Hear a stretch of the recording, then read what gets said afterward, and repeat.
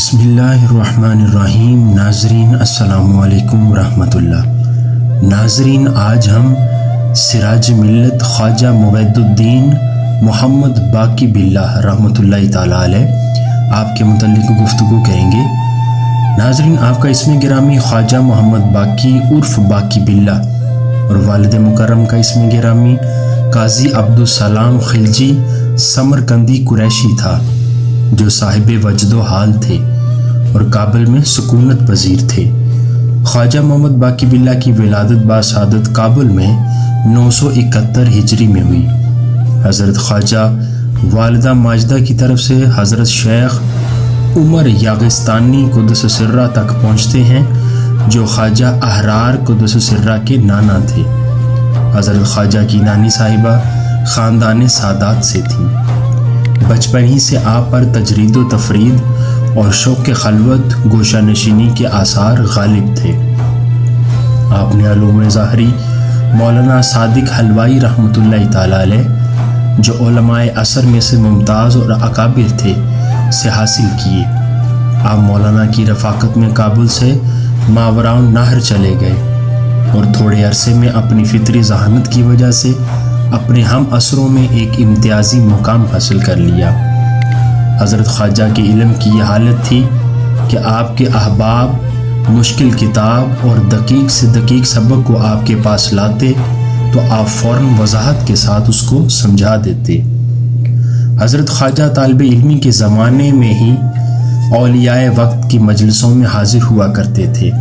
تعلیم کے بعد ماوراء النہر میں بہت سے مشائخ کبار کی خدمت میں حاضری دی اور بعض جگہ توبہ بھی کی، مگر استقامت نصیب نہ ہوئی۔ طویل عرصہ اولیاء اللہ کی تلاش میں ایسے حیران و سرگرداں رہے۔ اسی تگ و دو میں آپ تمام ماوراء النہر، بلخ، بدخشاں، سمرقند، لاہور وغیرہ میں اکابر مشائخ کی صحبت میں رہے۔ جس زمانہ میں آپ لاہور میں تھے، وہاں آپ کی ملاقات ایک مجذوب سے ہوئی، جو آپ کو گالیاں دیتا تھا اور پتھر مارتا تھا، لیکن آپ نے اس کا پیچھا نہ چھوڑا۔ آخرکار ایک روز اس کو آپ پر رحم آ گیا اور آپ کے لیے بہت دعا فرمائی۔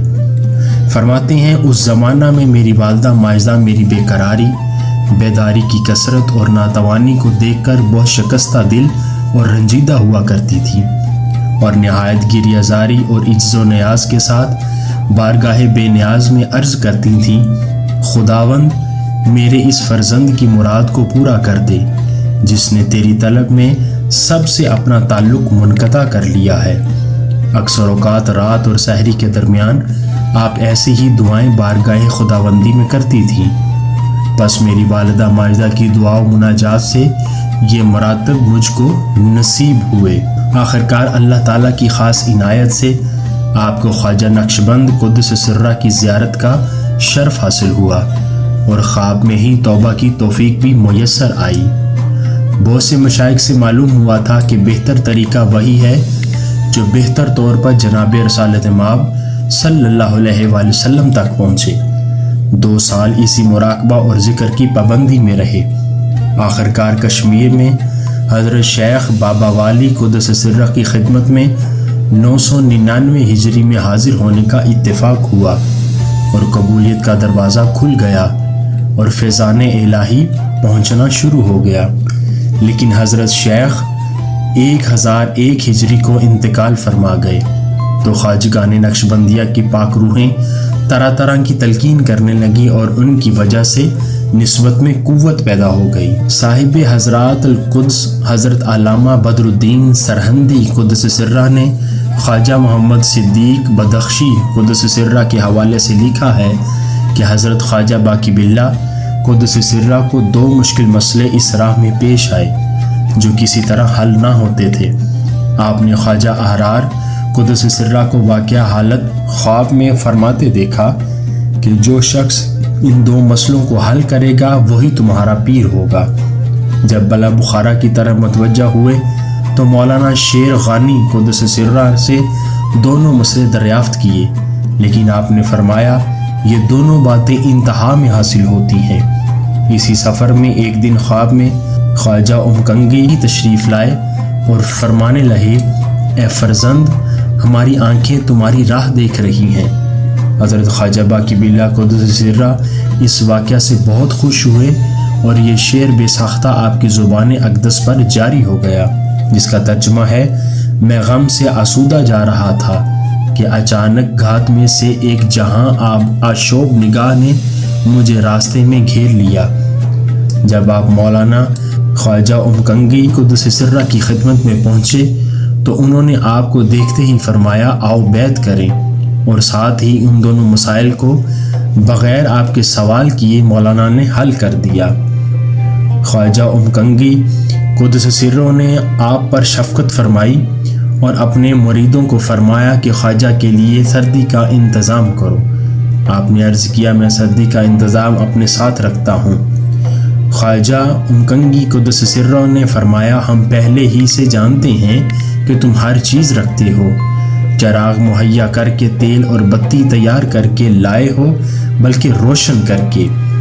حضرت خواجہ نے آپ کے احوال سن کر 3 دن رات اپنی صحبت میں رکھا اور بالکل خلوت میں مشغول رہے اور اعلیٰ و عرفہ مقامات باطنیہ سے سرفراز فرمایا۔ تمام کام بعنایت الہی اس سلسلہ عالیہ کے اکابر کی روحانیت کی تربیت برکت سے انجام کو پہنچا اور ساتھ ہی خلافت سے مشرف فرمایا، تاکہ ان کے ذریعہ یہ سلسلہ عالیہ وہاں پھلے پھولے اور ترقی کرے، اور ہندوستان جانے کی اجازت مرحمت فرمائی۔ لیکن خواجہ محمد باقی باللہ قدس سرہ نے انکسار اور تواضع سے عذر کیا۔ مولانا نے فرمایا، استخارہ کرو۔ حضرت خواجہ باقی باللہ رحمۃ اللہ تعالی علیہ فرماتے ہیں کہ میں نے استخارہ میں دیکھا کہ ایک خوبصورت طوطی درخت پر بیٹھا ہے۔ میں نے دل میں خیال کیا کہ اگر وہ طوطی شاخ سے اڑ کر میرے ہاتھ پر بیٹھ جائے تو میرے لیے اس سفر میں بہت فتوح ظاہر ہوں گی۔ اس خیال کا آنا تھا کہ وہ طوطی اڑ کر میرے ہاتھ پر آ بیٹھا اور میں نے اپنا لعاب دہن اس کے منہ میں ڈالا اور اس طوطی نے میرے منہ میں شکر ڈالی۔ دوسرے روز میں نے استخارہ کا حال خواجہ امکنگی سے عرض کیا تو آپ نے فرمایا کہ وہ طوطی ہندوستان کا پرندہ ہے۔ ہندوستان میں تمہارے دامن برکت سے ایک بزرگ کا ظہور ہوگا اور تم اس سے بہرور ہوگے۔ حضرت خواجہ امکنگی کے بعض پرانے حاضر باشوں اور مجلس نشینوں کو جب معلوم ہوا کہ خواجہ محمد باقی باللہ کو خلافت و اجازت دے کر ہندوستان بھیجا جا رہا ہے تو انہوں نے غیرت کے مارے شور مچایا۔ مولانا کو جب خبر ملی تو انہوں نے فرمایا، یہ جوان تکمیل کو پہنچا ہوا تھا، ہم نے صرف اصلاح احوال کی ہے۔ جو شخص ایسا ہو کر آئے گا اس کو اسی طرح جلدی رخصت کیا جائے گا۔ اس نوجوان سے ہندوستان میں ہمارے سلسلہ نقشبندیہ کی پوری رونق ہوگی اور بلند ہمت طالب اس کی مبارک تربیت سے مرتبی کمال اور تکمیل کو پہنچیں گے۔ روانگی کے وقت خواجہ امکنگی رحمۃ اللہ تعالی علیہ قدس سرہ نے فرمایا کہ مجھ سے وعدہ کرو کہ اگر قیامت کے دن اللہ تعالیٰ تمہیں درجہ قرب عطا فرمائے تو میرے لیے شفاعت کرو گے۔ حضرت خواجہ باقی باللہ رحمۃ اللہ علیہ نے ازراہ تواضع عرض کی، یہ خواہش تو اس فقیر کی ہے۔ چنانچہ حضرت مولانا نے فرمایا، اچھا دونوں طرف سے یہی معاہدہ ہونا چاہیے۔ چنانچہ دونوں طرف سے یہ معاہدہ قرار پایا۔ اللہ اللہ یہ تھی ان حضرات کی تواضع انکساری۔ آپ ہندوستان پہنچ کر 1 سال کے قریب لاہور میں رہے اور وہاں بہت علماء و فضلاء آپ کی گرویدہ ہو گئے۔ اس کے بعد طریقہ عالیہ نقشبندیہ کے بزرگوں کی بشارت کے موافق دہلی تشریف لائے، جو مزارات اور بابرکات اولیاء کا مرکز ہے۔ آپ یہاں قلعہ فیروزی میں مقیم ہو گئے اور دریائے جمنا کے کنارے واقع ہے۔ اکثر اوقات نماز عشاء کے بعد آپ مراقب ہوتے اور ایک ہی مراقبہ میں صبح کر کے آپ کے تمام اصحاب دست بستہ سر جھکائے ہلکا کر کے نہایت ادب اور تواضع کے ساتھ آپ کے حضور کھڑے رہتے۔ کسی کو جرت نہ ہوتی کہ آپ کی طرف نظر اٹھا کر دیکھے، اور آن جناب بھی کسی کی طرف نظر نہ فرماتے۔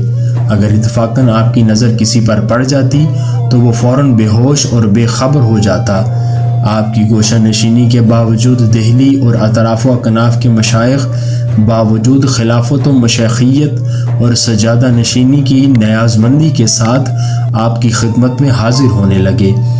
آپ کا طریقہ شریفیہ گمنامی، حالات کی پوشیدگی، انکسار اور دید قصور کا تھا۔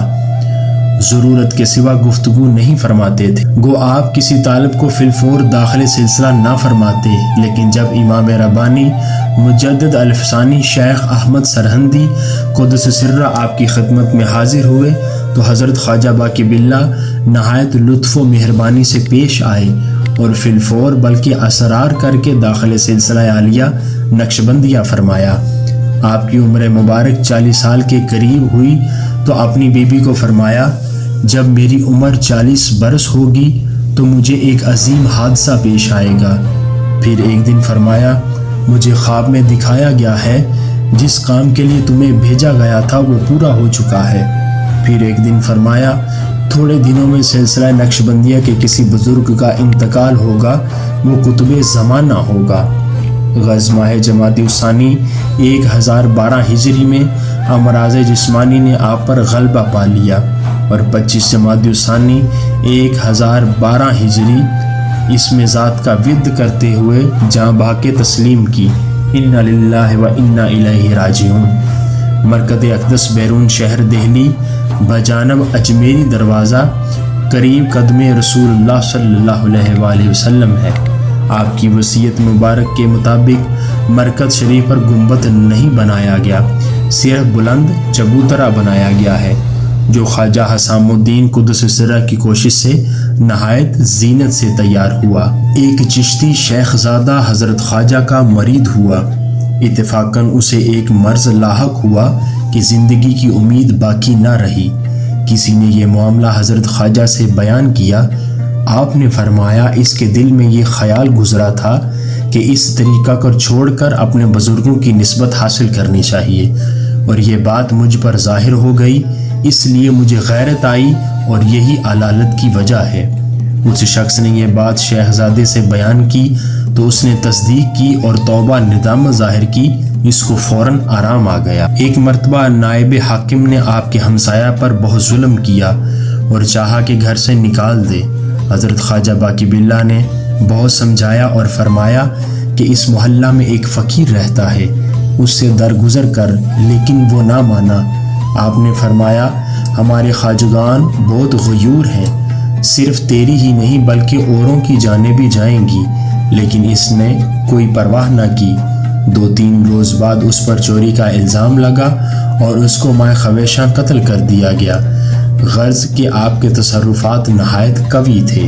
آپ جس کو داخل سلسلہ فرماتے تو ایک جماعت کو ذکر نفی اسبات اور بعضوں کو صرف اسبات یعنی ذکر اسم ذات عز شانہ اللہ فرماتے، اور اس کو تعلیم کے ساتھ ساتھ اپنی ہمت اور توجہ بھی شامل حال رکھتے، تو اسی وقت اس کا دل ذاکر ہو جاتا، اور اسی حالت میں عالم امثال، عالم ارواح اور عالم معانی منکشف ہو جاتا، اور سالک آپ کی توجہ کے کئی دن بعد ہوش میں آتے۔ اس طرح الشیخ یحیی و یمیت، پیر زندہ کرتا ہے اور مارتا ہے کا نظارہ دیکھنے میں آتا۔ آپ کی عظمت و رفت اور کمال کو سمجھنے کے لیے یہی مثال کافی ہے کہ آپ دہلی میں 2-3 سال مسند ارشاد پر فائز رہے۔ اس قلیل عرصہ میں اس قدر عقیدت مند اور مخلص آپ سے وابستہ ہو گئے، اور خصوصاً امام ربانی حضرت مجدد الفسانی رحمۃ اللہ تعالی علیہ نے آپ کی خاص عنایات کے اثر سے اس تیزی سے مقامات سلوک طے کیے اور تکمیل و ارشاد کے مقام پر ایسے تھوڑے عرصے میں پہنچایا کہ شاید و باعث جن سے طریقہ نقشبندیہ کی ہندو پاکستان میں اس قدر ترویج ہوئی، اور اس سلسلہ عالیہ کے بزرگوں نے ایسی دینی خدمات انجام دیں جس نے تاریخ کا رخ موڑ دیا، اور دین حق کے لیے ان کی کوششیں آب زر سے لکھنے کے قابل ہیں۔ شاید قدرت نے آپ کو امام ربانی مجدد الفسانی رحمۃ اللہ علیہ کی تربیت و تکمیل کے لیے منتخب فرمایا تھا، کیونکہ اس کے بعد آپ نے مریدوں کی تربیت امام ربانی قدس سرہ کے سپرد کر دی اور خود 40 سال کی عمر میں خالق حقیقی سے جا ملے۔